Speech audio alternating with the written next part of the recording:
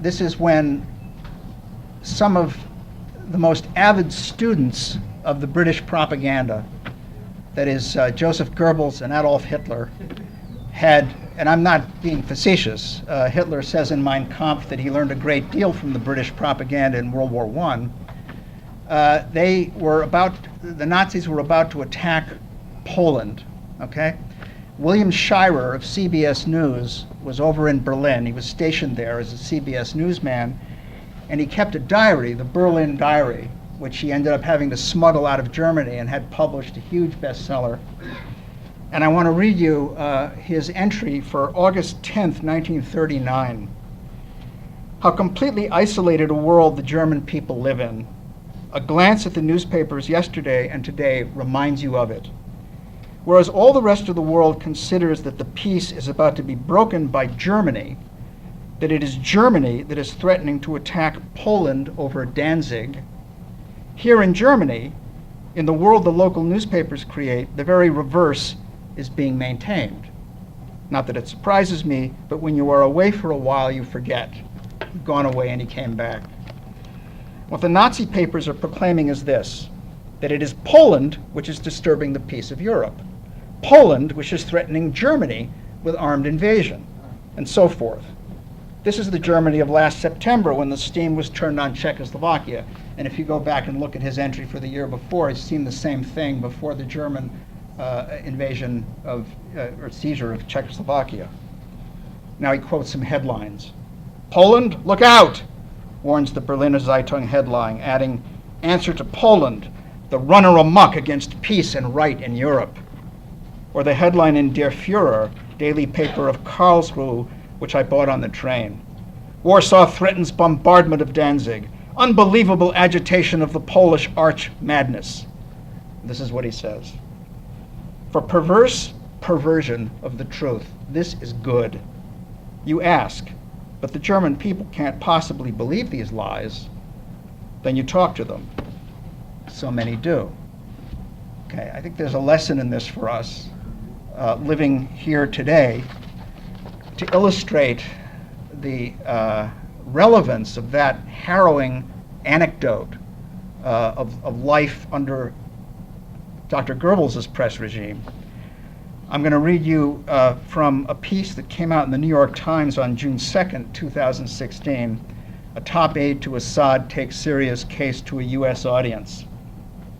This is not a front page piece, but it was about a virtual appearance at the National Press Club in Washington by Butaina Shaban, a top advisor to President Bashar Assad of Syria, a country where the press is state-controlled, and the Times makes much of this, as it always has, a state-controlled press, the state-controlled press, the state-controlled press.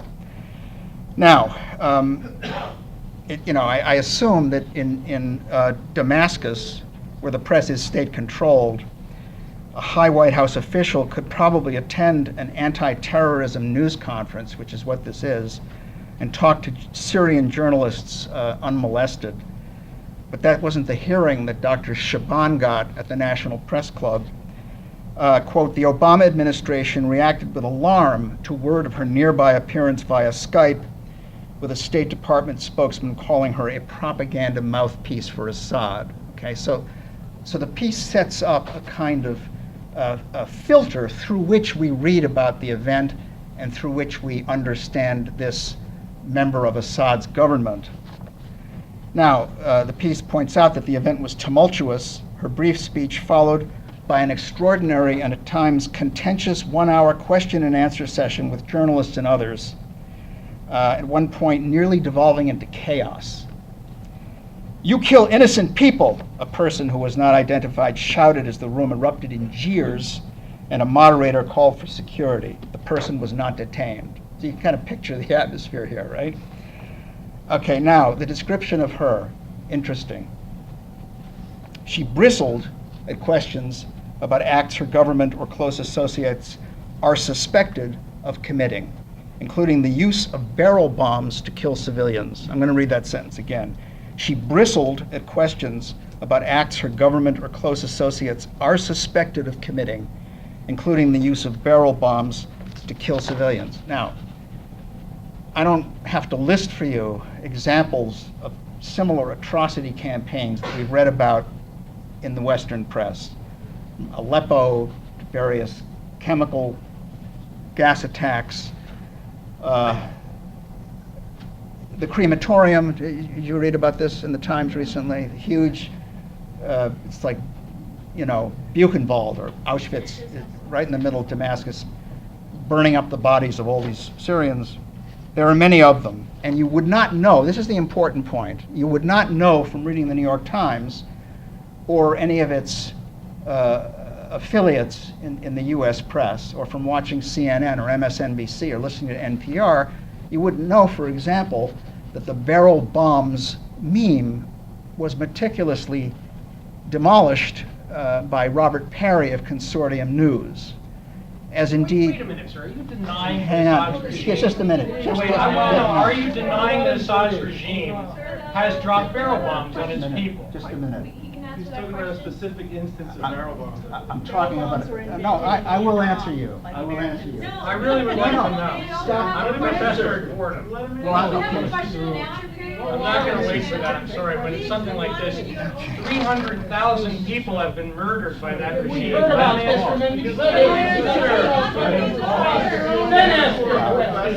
Act civilized. Question and answer period. But it's just normally you're right. Beyond the limits of life. As far as can we just have a respectful conversation? I'm trying to get past. Bring up your concerns, public What's your name? John Davenport, I teach philosophy at Fordham. Okay, I'm Crispin Miller. I teach media studies at NYU. It's nice to meet you. All right, now I'm going to answer you. All right, and I have to say, I'm going to continue by way of answering him, because I have to say I'm great. I want to hear his answer. Yes, and I will. You'll stop talking, I will answer you.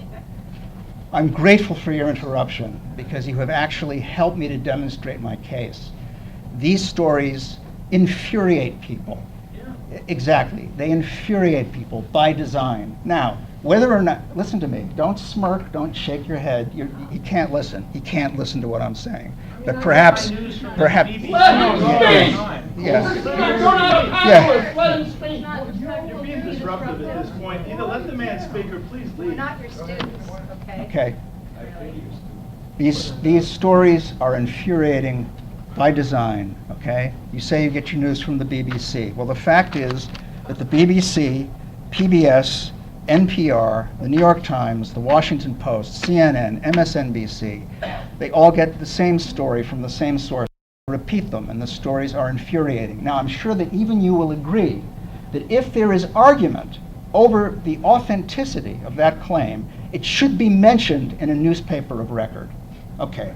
The fact is that Robert Parry, who is a very reputable journalist, formerly at AP, formerly at Newsweek, if he goes carefully through the claims made about barrel bombs and he demonstrates that they are dubious, then it seems to me it is incumbent on the New York Times, instead of just repeating the claim about barrel bombs as if it is a given, to give a hearing to those who have questioned it carefully. The same is true of the crematorium story, which you may have read, which probably also infuriated you. It got your heart pumping. It made you angry at anyone who dares to criticize or question it.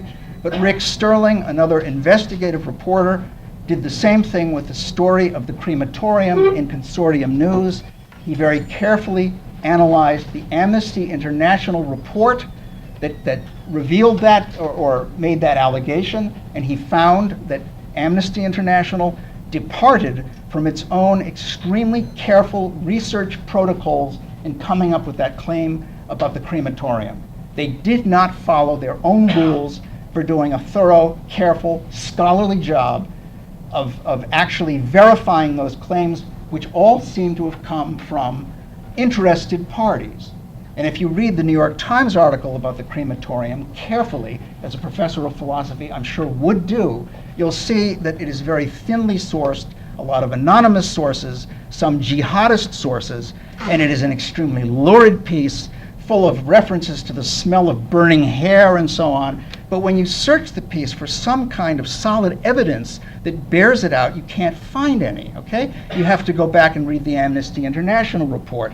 Then you have to read the very careful critique of that report in order to come to an understanding of the fact that this thing you take for granted as just a given, that Assad has murdered, slaughtered hundreds of thousands of people, is at best a wild exaggeration. Now, having said that, I am departing from my script because of your stimulus, but I will say this, okay? He's shaking his head. He's disgusted with me. Hundreds of thousands of Right, people. you just keep saying, right, hundreds of thousands. Well, now this is, all right, no. He's not gonna be able to take it. What do He's you want gonna me to leave. do? I can wait if you want. I'd love you to wait and be quiet and maybe ask a question. But this, Yeah, that's what I'd love. this is an intelligent man, okay? We like to tell ourselves that only the rednecks who voted for Donald Trump tend to fall for this stuff, that the rest of us are too smart. He's an intelligent guy, and he's by no means the only person who believes the stuff that's pumped out nonstop by the entire liberal media, okay? That has an effect. If it's all you read, if it's all you know, and if you're inclined to believe it, then you will believe it. Then you will become angry, furious with anyone who argues with it, okay? That's simply a fact, and it's unfortunate because let's be clear about what we're discussing here, okay? We're talking here about war propaganda, Professor. This is war propaganda. These claims... Thousands of eyewitness reports. No. Stop. Because listen to what I just said. This is war propaganda. This is war propaganda. What is the purpose of propaganda? Propaganda is not an intellectual exercise. Propaganda is a state instrument whose purpose is to bring about a particular policy. Okay? In this case, it's to bring about a policy of war. All right? Just as all the stories about the invasion of Ukraine and the seizure of Crimea, which I have no doubt you also believe, the purpose of that propaganda is to bring on war with Russia. This is war propaganda. It is war propaganda. So that, okay, when you sign on and simply repeat it, and repeat it with vehemence and with conviction and with certainty without bothering to look into it, without being skeptical of the source, which in this case is the US government, okay, acting through the press, you are participating in a war propaganda drive. And I don't believe that you want to see us, maybe you do, declare a no-fly zone in Syria, run the risk of shooting down Russian planes, and bringing us past the brink of a nuclear exchange with a country that has a huge arsenal of nuclear weapons. That's what we're talking about here. That this is war propaganda, okay? Now, I think this is not to say in any way that the Assad regime is benign or democratic, okay? Any more than to argue against the claim that Russia hacked the election is to say that Vladimir Putin is a peach, is your kindly uncle. That's not the point. I mean, we are not going to war with Saudi Arabia, which has an extremely dangerous and violent government and violently represses its people. We're not going to war with Israel, whose human rights record is highly questionable. There's a lot of places with brutal governments we're not going to war with, okay? So the point to make here is that the way in which the US press, our free press, consistently repeats exactly what it's told by the state and has those claims re-echoed endlessly across the spectrum of the press, okay? And then excludes contrary evidence, excludes critiques of the official story.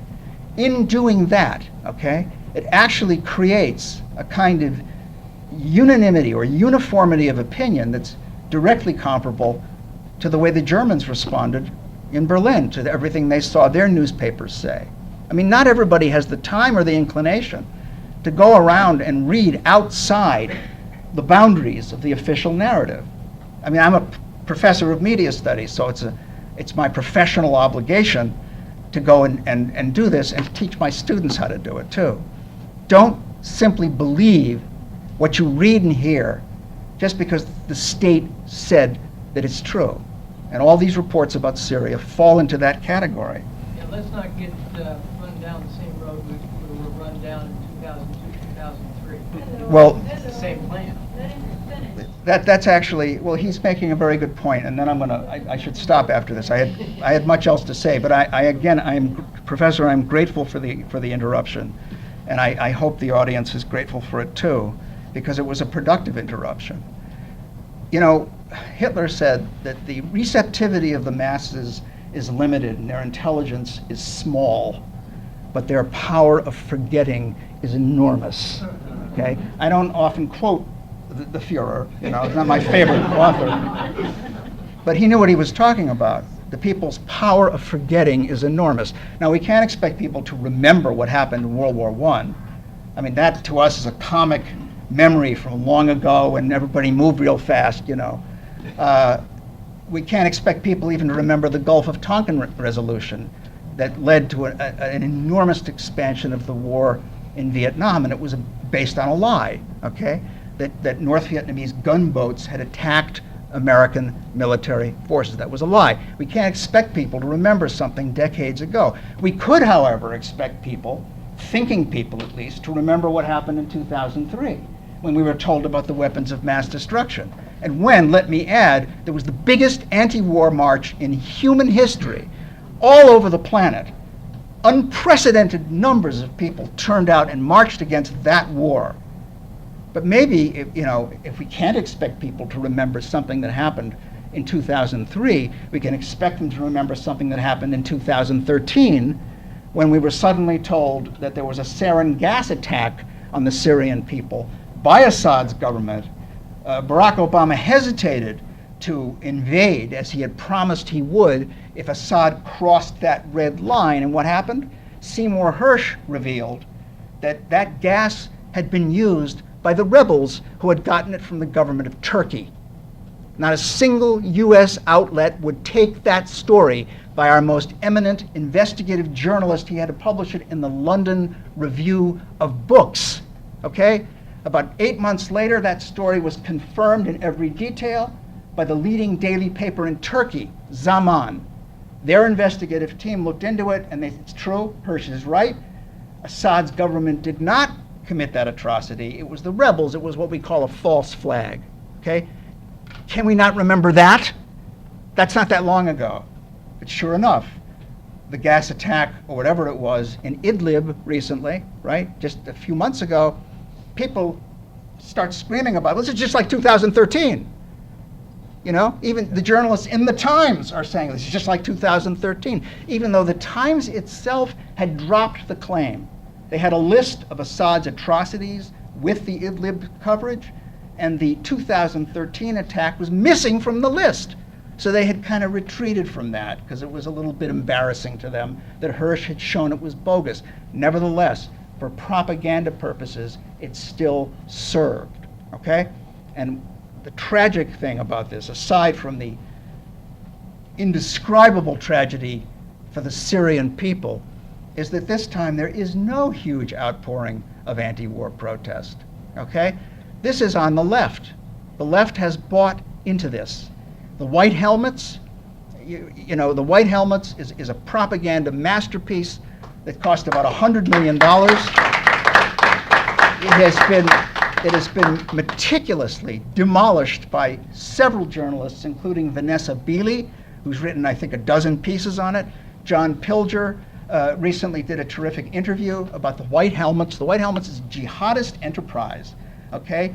These people are extremely dangerous, and they're posing as, good citizens in Syria, saving the masses from Assad's brutal mistreatment, okay? Well, it's bad enough that the White Helmets get mainstream coverage, but they also get admiring discussion on Democracy Now! The documentary is on Netflix, and it got an Academy Award. This documentary got an Academy Award, and it is a fake from start to finish, okay? So what we're talking about now is really kind of an advance on what we saw in Berlin in 1939, because now much of the left, much of the liberal media, Hollywood, okay, all these decidedly non-Nazi entities are simply jumping in, helping with the war propaganda when they should be exposing it and helping all the rest of us to resist it. Thank you.